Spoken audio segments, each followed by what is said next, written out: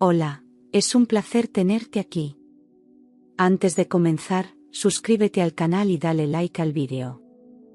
El banco me llamó y dijo una frase que me atravesó el pecho como un disparo: su esposo está aquí, acompañado de otra mujer que dice ser usted. Me quedé paralizada frente al monitor, sintiendo como el mundo que conocía se resquebrajaba con violencia. Me llamo Lucía Herrera Martínez, tengo 38 años, y en ese instante entendí que mi vida acababa de quebrarse, sin previo aviso, sin explicación, sin ruido. La voz al otro lado de la línea no parecía nerviosa, pero sus palabras tenían el filo de una sentencia. ¿Quién era esa mujer? ¿Qué hacía Daniel en el banco si estaba fuera de la ciudad? Sentí una oleada de confusión tan intensa que tuve que apoyarme en el escritorio para no caer. Soy contadora, vivo en la Ciudad de México y llevaba 15 años casada creyendo que tenía un matrimonio normal. No había señales evidentes, ni secretos aparentes, ni momentos que me hicieran sospechar de una doble vida. Creía que el amor maduro se construía con rutinas, con confianza ciega, con silencios cómodos. Jamás imaginé que mi nombre, mi identidad, estaba siendo usado como disfraz en una farsa perfectamente ejecutada. Nunca imaginé que alguien pudiera estudiar cada uno de mis gestos para volverse yo. En ese instante supe que mi realidad no era solo frágil, era completamente falsa.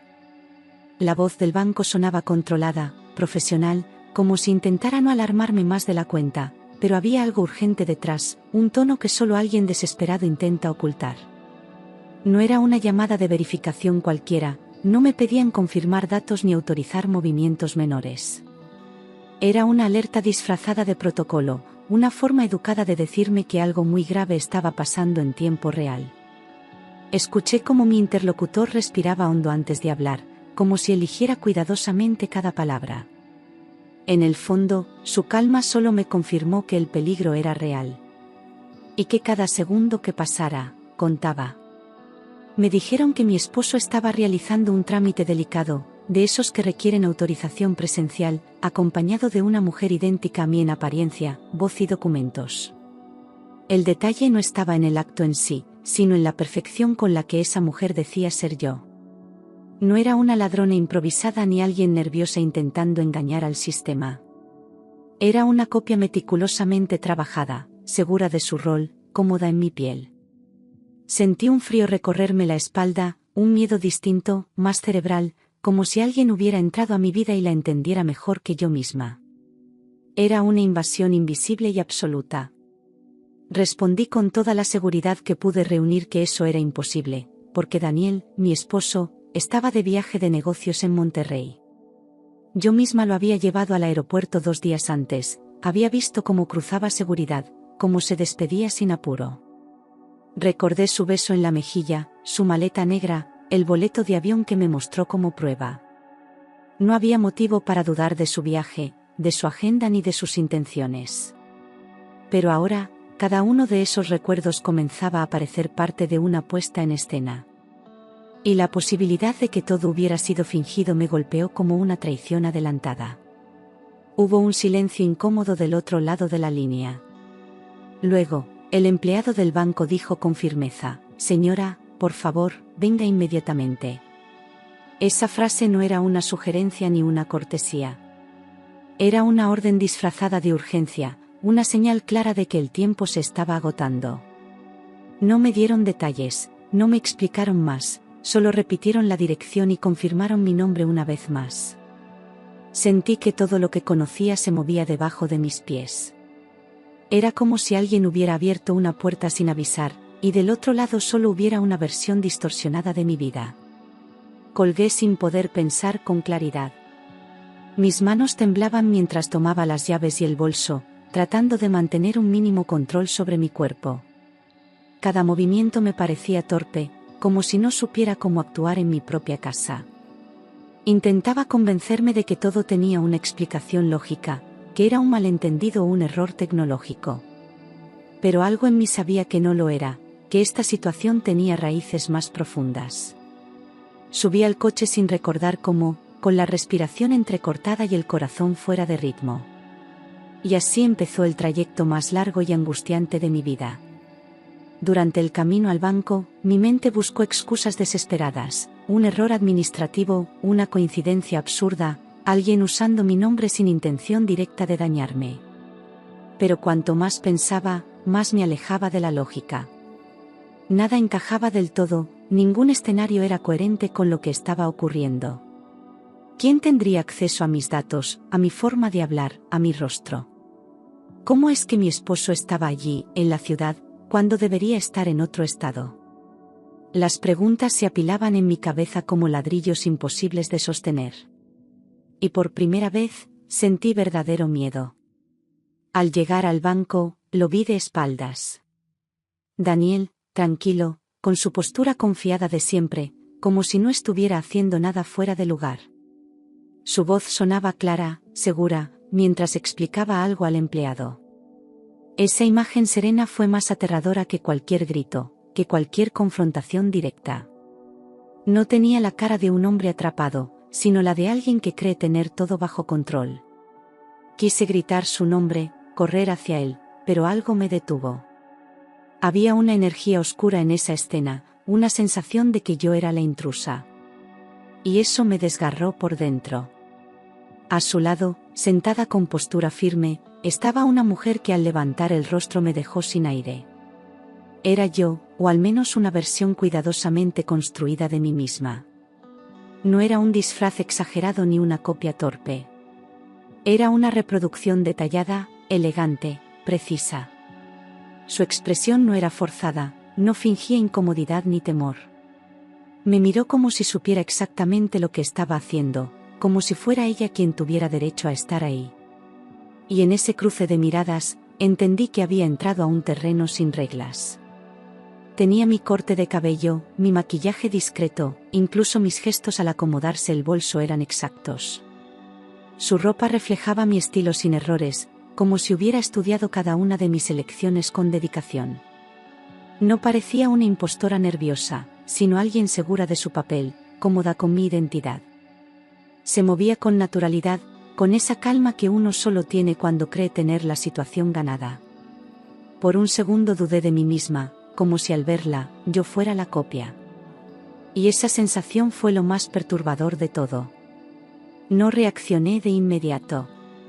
Algo dentro de mí, más fuerte que el miedo, me pidió silencio. Era una sensación clara de que un movimiento en falso podía arruinar cualquier oportunidad de entender lo que estaba ocurriendo. Observé cada gesto, cada palabra, como si fuera una espectadora de mi propia vida, consciente de que en esa escena no podía dejarme llevar por la rabia. La impostora se desenvolvía con soltura, y Daniel no mostraba señales de tensión. Yo debía mantenerme en pie. Porque si me quebraba, ellos ganaban. Escuché cómo decía mi nombre completo, mi fecha de nacimiento, mi número de identificación, mi firma electrónica. No dudaba ni un segundo, sus respuestas eran precisas, como si hubiera ensayado cada una durante meses. Cada dato correcto era un golpe directo a mi realidad, una confirmación de que esto no era un error ni una broma cruel. Era un acto premeditado, sostenido con una preparación quirúrgica. Quise interrumpir, gritar que ella mentía, pero me contuve. Necesitaba pruebas, no emociones. El trámite no era menor. Estaban solicitando modificar accesos, autorizar movimientos financieros, validar poderes legales que le otorgaban control total sobre mis cuentas y decisiones. No era una simple suplantación, era un reemplazo legal de mi persona, ejecutado con el respaldo de documentos casi perfectos. Esa mujer no solo decía ser yo, estaba preparada para tomar mi lugar por completo. Si no hubiera llegado a tiempo, mi existencia habría sido borrada del sistema. Y entonces, supe que la amenaza no era simbólica. Era total. En ese momento entendí que no era una traición puntual, no era una infidelidad impulsiva ni una aventura ocasional. Era un plan estructurado, trabajado con precisión durante años, con paciencia y estrategia. Mi confianza había sido su mejor herramienta, mi rutina su fuente de estudio. Daniel me había observado en silencio, archivando cada detalle de mi vida para reconstruirla sin mí. La frialdad de esa revelación fue más devastadora que cualquier engaño físico. Porque no se trataba de amor, se trataba de poder. Me acerqué al mostrador y dije mi nombre en voz alta. El empleado, que hasta entonces sonreía con amabilidad, levantó la vista y se quedó completamente inmóvil. Era como si acabara de ver un espejo romperse frente a sus ojos, como si no pudiera comprender cómo dos versiones de la misma persona estaban en el mismo lugar. La tensión en la sala se volvió insoportable, el silencio se espesó como niebla. Yo mantuve la mirada firme, obligándome a no temblar. Sabía que ese momento cambiaría todo. Daniel se tensó apenas un segundo, pero lo suficiente para que yo lo notara. Fue un reflejo mínimo, casi imperceptible, pero revelador.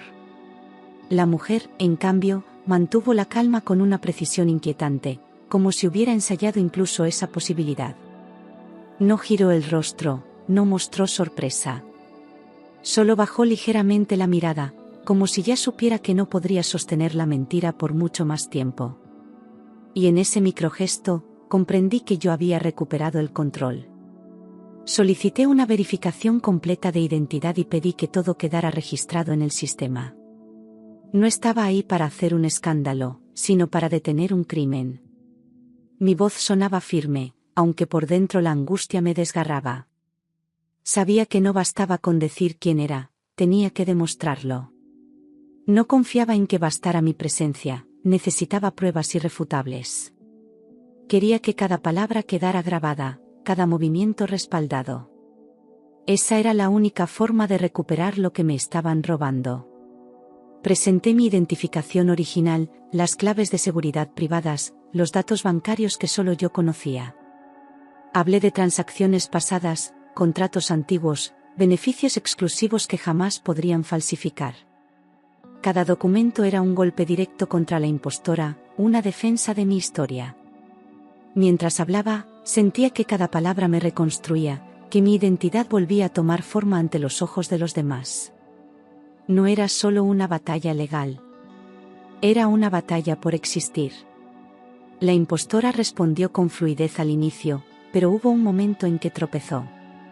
Le preguntaron sobre un tratamiento médico que figuraba en mi historial y dio una respuesta incorrecta, sin saber que era un procedimiento que había rechazado por convicciones personales. Fue un detalle mínimo, casi invisible, pero determinante. En esa falla, todo el montaje empezó a agrietarse. Y el banco, finalmente, vio lo que yo ya sabía: ella no era yo. El banco activó el protocolo de posible suplantación de identidad y bloqueó de inmediato cualquier operación en curso. 2 empleados se acercaron discretamente, uno a Daniel y otro a la mujer, separándolos sin explicaciones. La atmósfera cambió por completo, el tono amable se volvió técnico, preciso, implacable. Yo no era una clienta más, era una víctima en medio de una operación criminal. Por primera vez, me sentí protegida por el sistema. Y aún así, sabía que lo peor apenas comenzaba. Daniel intentó intervenir, pero su voz ya no tenía autoridad. Quiso explicar, justificar, calmar la situación como siempre lo hacía, con esa seguridad que antes me convencía y ahora me resultaba vacía. El personal del banco ya no lo miraba con respeto, sino con recelo.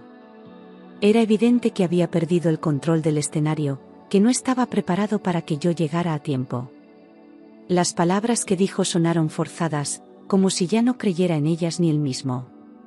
Y por primera vez, vi miedo en sus ojos. Mientras esperábamos, lo observé y entendí algo devastador: el hombre que yo amé me había estado estudiando. No era casual que supiera mis horarios, mis hábitos, mis contraseñas emocionales. Cada conversación del pasado se resignificaba, cada favor que me pedía que firmara sin leer, cada gesto que parecía inocente. No era descuido mío, era manipulación suya. Y esa revelación me desgarró más que su traición, me había convertido en su proyecto. Recordé documentos que firmé sin cuestionar, formularios que me pidió completar, por rapidez, autorizaciones que nunca entendí del todo. En su momento, pensé que era una forma de ayudarnos mutuamente, de ser eficientes como pareja. Pero ahora entendía que esas decisiones fueron parte de su preparación, ladrillos en la construcción de una mentira legal. Cada firma era una rendición silenciosa. Y yo, sin saberlo, le di las herramientas para destruirme. Pidieron revisar poderes notariales anteriores y aparecieron firmas mías que reconocía, pero que jamás recordé haber comprendido del todo. Eran hojas llenas de tecnicismos que había firmado confiando ciegamente. En ese momento me di cuenta de cuán peligrosas pueden ser la comodidad y la rutina. No se trataba de un solo error, sino de una cadena de decisiones tomadas bajo la ilusión de que el amor es suficiente para protegernos. Pero el amor mal entendido también puede ser una trampa. La mujer fue llevada a otra sala para verificación adicional. Verla alejarse de Daniel cambió todo en su actitud. Ya no era la doble perfecta, sino alguien expuesta, sin red. Su postura se volvió rígida, su mirada evitaba el contacto. Como si sin él a su lado, ya no supiera cómo actuar. Era evidente que había entrenado cada gesto bajo su dirección, que él era su guía, su espejo. Y sin él, la mentira perdía forma, como un disfraz mal puesto. El área legal del banco llegó y comenzó a documentar todo. Ya no era una sospecha, era un caso formal en proceso. Cada papel fue fotografiado, cada declaración registrada, cada movimiento anotado. Me pidieron detalles personales que solo yo podía dar, referencias cruzadas con documentos antiguos. Sentí que estaba reconstruyendo mi existencia frente a una institución que finalmente me veía. No como esposa, no como clienta. Como víctima y como persona. Los documentos de la impostora resultaron ser falsificaciones sofisticadas, lo suficientemente bien hechas para engañar sistemas automatizados, pero no a ojos atentos. Había errores pequeños en fechas, inconsistencias en microdetalles que solo alguien con verdadera conexión a mi historia podía notar. Ella había memorizado, no vivido. Y esa era la diferencia que terminó por derrumbar su fachada. Su cara lo decía todo, ya no estaba interpretando, estaba siendo descubierta. Daniel fue confrontado con la evidencia y guardó silencio. No negó nada, no intentó mentir más. Solo bajó la mirada, como si por fin entendiera que ya no tenía escapatoria. Su silencio fue más brutal que una confesión, porque estaba lleno de culpa, de derrota, de conciencia. La persona que había sido mi compañero durante años, ahora era un extraño mudo ante la verdad. Y ese vacío entre nosotros se volvió irreversible. Sentí rabia, dolor y humillación, pero también una lucidez nueva. Por primera vez, dejé de sentirme víctima y empecé a pensar como estratega. Sabía que tenía que moverme rápido, que no bastaba con indignarse. Había que actuar con precisión, sin espacio para el miedo. Me limpié las lágrimas en silencio y me juré a mí misma que esto no acabaría ahí. Ya no era una mujer traicionada. Era una mujer decidida a recuperar su lugar. Solicité asesoría legal inmediata y levanté un acta por fraude y suplantación de identidad sin titubear. El abogado del banco me acompañó en cada paso, mientras tomaban copias de todos los documentos relevantes. No iba a permitir que todo quedara en una advertencia informal. Necesitaba que quedara registrado en instancias legales, que hubiera consecuencias reales. Si Daniel había planeado borrarme, yo iba a escribir mi nombre con más fuerza que nunca. El banco reconoció oficialmente mi identidad y emitió un documento de restitución total. Lo sostuve en mis manos con una mezcla de alivio y rabia, como si ese papel fuera un pedazo arrancado de mí que ahora me devolvían. Ver mi nombre validado no solo fue una formalidad, fue una reparación simbólica. Era la prueba de que, aunque me habían querido desaparecer, seguía existiendo. Sentí que volvía a respirar después de horas bajo el agua. No había ganado todavía, pero ya no estaba perdida. Todos los accesos de Daniel fueron cancelados en el acto. Su poder se evaporó en segundos, como si nunca hubiera existido. Lo vi tratar de intervenir una vez más, pero su palabra ya no tenía peso. No era el esposo preocupado, era el autor del delito. Lo que antes eran privilegios, ahora eran evidencias. Su plan se desmoronó sin escándalos, sin forcejeos. Solo con hechos que lo desnudaban frente a todos. La impostora confesó que había sido entrenada durante meses. Lo dijo sin lágrimas, sin defensa, como si finalmente pudiera soltar la carga de fingir. Daniel le había enseñado mis gestos, mis rutinas, mi forma de caminar, hasta mi firma. Cada parte de mí fue estudiada como si fuera un personaje, no una persona. Su preparación fue meticulosa, pero nunca auténtica. Porque uno puede imitar todo, menos el alma. Y eso fue lo que ella nunca tuvo. Escuchar eso no me quebró. Me confirmó que mi intuición nunca estuvo equivocada, solo fue silenciada por la rutina. No estaba loca, no era paranoica. Había señales, había vacíos, había miradas que no coincidían con las palabras. Pero yo elegí confiar, elegí creer que el amor era suficiente. Ahora entendía que, a veces, la confianza no se pierde. Se roba. Y eso fue exactamente lo que él hizo conmigo. La policía fue notificada y se inició un proceso penal. Vinieron oficiales, tomaron declaraciones, recopilaron pruebas. Todo avanzaba con una rapidez que me asustaba, pero también me protegía. Daniel fue citado, su rostro perdió el color al firmar el documento de notificación. La impostora fue escoltada sin resistencia. Ya no había máscaras ni excusas. Solo consecuencias. Salí del banco sola, con las piernas temblando y el corazón golpeando fuerte. Pero con una certeza nueva, más fuerte que el miedo, había llegado a tiempo.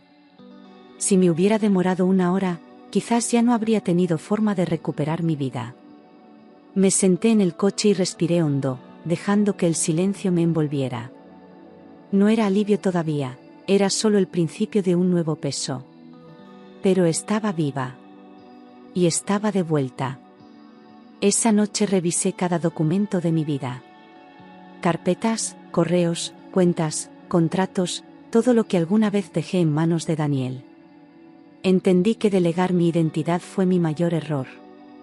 Nadie debería firmar a ciegas por amor, nadie debería confiar tanto como para desaparecer. Cada archivo era una cicatriz, una prueba de cómo había cedido espacio hasta no reconocerme. Lloré, sí, pero no por él. Lloré por mí. Descubrí intentos previos de movimientos bancarios detenidos por detalles mínimos. Eran avisos que nunca vi, señales que pasé por alto. Algunos correos estaban en la papelera, otras alertas fueron marcadas como leídas sin que yo supiera. Daniel había probado antes, tanteado el terreno. No era la primera vez que intentaban borrarme. Solo que ahora, por fin, me di cuenta. El plan no incluía violencia visible porque no la necesitaba. No había golpes ni amenazas, solo firmas y silencios. Querían borrarme con educación, con legalidad aparente, con sonrisas. Y esa fue la revelación más dura. La desaparición moderna no siempre deja marcas en el cuerpo, deja huecos en los registros. Cambié contraseñas, firmas, hábitos y rutinas. Comencé a blindar cada rincón de mi vida con un rigor que jamás pensé tener. Recuperar mi vida no era cuestión de fuerza, sino de precisión. No podía dar un solo paso sin control, sin saber exactamente lo que firmaba, lo que autorizaba, lo que decidía. Me convertí en mi propia defensora. Porque entendí que, esta vez, nadie más iba a protegerme. El banco me ofreció acompañamiento legal y psicológico. Acepté ambos sin vergüenza, porque por primera vez entendía que pedir ayuda no era debilidad, era estrategia. La abogada que me asignaron era firme, directa, y la psicóloga me miró como alguien que sabía que yo había sobrevivido a algo más profundo que una traición. Hablar de lo que viví fue como abrir una compuerta que llevaba años cerrada. No solo por lo que pasó en el banco, sino por todo lo que había callado antes. Y supe que sanar no iba a ser rápido, pero ya había comenzado. Por primera vez hablé del tema con claridad. Nombrar el abuso fue parte de romperlo, darle forma con palabras le quitaba el poder que tuvo en silencio. Dije, me suplantaron, me estudiaron, me manipularon, sin miedo a sonar exagerada. Era la verdad. Conté cómo firmé papeles por amor, como ignoré señales por costumbre, como vivía anestesiada en una relación que ahora parecía un proyecto de control. Y al decirlo en voz alta, entendí que no había exagerado nada. Daniel intentó contactarme, justificarse, pedirme perdón. Lo hizo por mensaje, por correo, incluso a través de un amigo en común. Me habló de errores, de confusión, de amor distorsionado. Pero yo ya no necesitaba explicaciones. Las palabras ya no podían reconstruir lo que él había destruido con hechos. No necesitaba verlo derrumbado. Solo quería que desapareciera de mi realidad, como él intentó borrarme de la suya.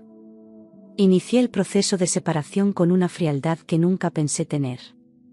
No hubo lágrimas, no hubo súplicas. Solo fechas, firmas, y una determinación que me sorprendió. El amor ya no gobernaba mis decisiones. La dignidad sí. Cada paso era una recuperación de mi autonomía, un corte limpio con una historia que dejó de ser mía desde hace mucho. No miré atrás. No esta vez. Hubo una noche en que dudé si continuar, si enfrentar todo el escándalo o desaparecer. El miedo casi me ganó, la idea de empezar de cero me paralizó. Pensé en mudarme, en cambiar mi nombre, en huir del peso de ser la mujer que casi fue borrada. Pero algo me detuvo, una imagen mía firme frente al mostrador del banco, reclamando mi identidad. Esa mujer merecía justicia, no silencio. Pero al mirarme al espejo entendí que retroceder era permitir que me borraran. Esa duda duró minutos, no decisiones. Mi reflejo no era perfecto, pero era mío. Y por primera vez en mucho tiempo, sentí respeto por la mujer que me devolvía la mirada. No era la misma que había confiado ciegamente, ni la que temblaba en el coche camino al banco. Era una versión más fuerte. Más despierta.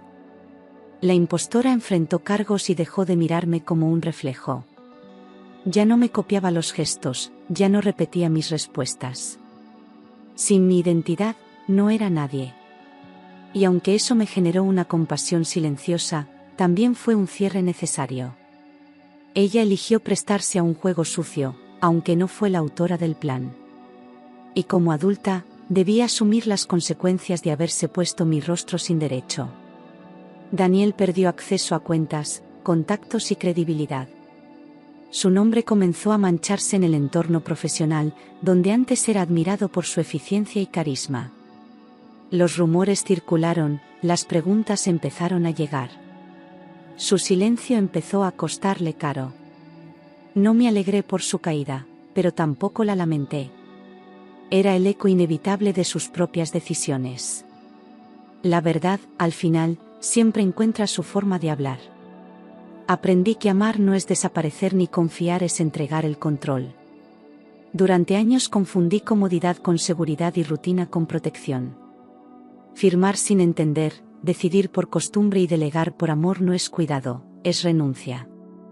Hoy cada decisión es consciente, cada firma es leída, y cada paso es mío. Esa claridad no llegó con dolor, llegó con conciencia. Y una vez que se aprende, no se pierde jamás. Mi nombre volvió a ser mío, no solo en documentos o registros, sino en la forma en que me sentía al pronunciarlo. Recuperar mi identidad fue más que una corrección legal, fue una reconstrucción interna. Ya no dudaba ni temblaba cuando otros lo decían. Lucía Herrera Martínez volvió a existir completa, sin sombras, sin copias y sin miedo de ser borrada otra vez. Entendí que la identidad no es un papel, es una historia que nadie puede robar si tú la defiendes. Mi forma de hablar, mi forma de escribir, mis decisiones, mis errores, todo eso era parte de mí. Nadie podía replicarlo completamente porque no lo habían vivido. Pueden copiar una firma, pero no el peso que lleva detrás. La identidad no está solo en lo que haces, sino en por qué lo haces. Y eso, aprendí, es irreemplazable. Decidí contar mi experiencia a personas cercanas. No con vergüenza, sino con claridad. No era una historia de lástima, sino de advertencia. En cada conversación encontraba ojos asombrados, preguntas incómodas, silencios largos.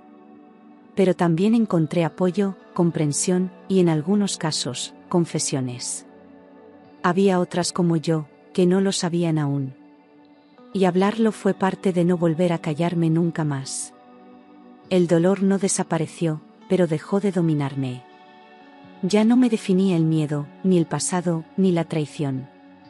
Era un recuerdo, sí, pero no una cárcel.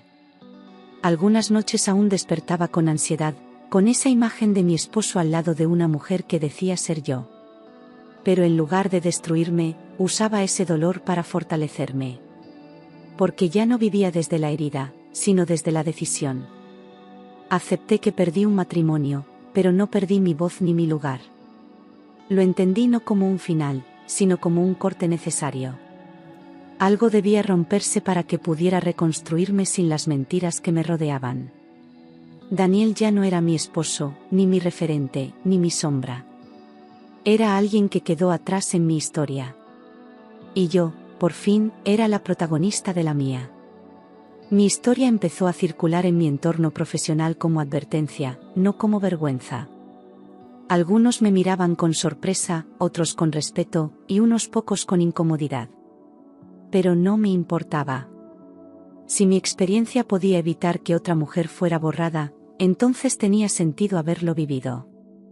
Ya no era una contadora más. Era una mujer que había vuelto desde el vacío. Algunos colegas se sorprendieron, otros confesaron haber vivido señales similares. No estaba sola.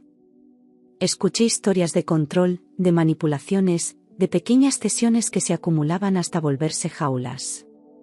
Lo que me pasó a mí no era único, solo fue llevado al extremo. Y eso me dio más fuerza. Porque ahora sabía que había una red silenciosa de mujeres despertando a su propia voz. Comprendí que muchas mujeres son borradas sin darse cuenta, poco a poco, con papeles y sonrisas. No siempre hay violencia visible, ni gritos, ni golpes. A veces, el control se disfraza de amor, y la desaparición comienza con un «yo me encargo». Pero cada vez que alguien firma sin entender, o cede por costumbre, algo se apaga. Y si nadie lo nombra, se repite. Por eso hablar era tan necesario. Yo no me salvé gritando, me salvé observando y pensando. No fue una explosión de fuerza, fue una acumulación de pequeños actos de conciencia. Ver, dudar, preguntar, llegar a tiempo. No fui una heroína perfecta. Fui una mujer atenta. Y esa atención fue mi escudo. Porque a veces la salvación no llega con ruido, sino con claridad. Y esa claridad me salvó. Lo más aterrador no fue descubrir la infidelidad, sino entender que yo no era una esposa para Daniel, sino un archivo. Algo que se podía copiar, reemplazar y archivar. Mi valor no estaba en lo que sentía, sino en lo que podía autorizar. Y cuando comprendí eso, el amor dejó de ser una excusa y se volvió una evidencia en su contra. Hoy no vivo con miedo, pero sí con conciencia. Aprendí que la tranquilidad no viene de confiar ciegamente, sino de saber exactamente dónde estás parada. No perdí la capacidad de amar, pero recuperé la capacidad de decidir. Y esa diferencia lo cambió todo. Ya no necesito demostrar quién soy elevando la voz. Mi seguridad está en mis actos. En mis decisiones y en los límites que ahora existen. Nadie puede volver a usar mi nombre como una herramienta, porque dejó de ser accesible. Mi identidad ya no está disponible para nadie más. El banco no solo me devolvió mi identidad, me devolvió el punto exacto donde dejé de ser ingenua. No fue un día, fue un proceso. Pero hubo un momento en esa sala, frente a esa mujer con mi rostro, donde supe que algo en mí había despertado para siempre. Nunca más bajaría la mirada. Nunca más dejaría que otro hablara en mi nombre. Ese fue mi renacimiento. Nadie notó cuando empecé a desaparecer, pero todos vieron cuando regresé. No hubo escándalo ni venganza pública. Solo una mujer que llegó a tiempo y se negó a ser borrada. Soy Lucía Herrera Martínez, y esta historia no es sobre traición. Es sobre haber ocupado mi lugar antes de que alguien más lo firmara por mí. Reconstruirme no fue un acto rápido ni limpio. Hubo días de rabia, otros de cansancio extremo y muchos de silencio. Pero cada decisión que tomé después fue mía, por primera vez en años. No recuperé solo lo que me quitaron, construí algo que nunca antes había tenido. Una vida donde nadie más firma por mí. Muchos me preguntan si volvería a confiar. Y la verdad es que sí, pero no igual. Confiar no es cerrar los ojos, es mirar con claridad y elegir abrir el corazón sin soltar las riendas. Ya no temo amar. Temo olvidarme de mí. Y esa diferencia cambia todo. Porque ahora sé que el amor sano no borra, suma. Y el verdadero nunca pide silencio a cambio. Mi historia no fue perfecta, pero fue mía. Y si tuviera que volver atrás, me elegiría otra vez. Incluso con los errores, incluso con el dolor. Porque lo que viví me mostró el valor de tener una voz propia. Muchas veces quise ser invisible para evitar el conflicto. Hoy, sé que mi mayor protección es ser vista. Y por eso, no me escondo más. No volví a ver a Daniel. No fue necesario. Él quedó anclado en un capítulo que ya cerré, en un mundo que ya no me representa. No lo odio, pero tampoco lo perdono. Lo solté.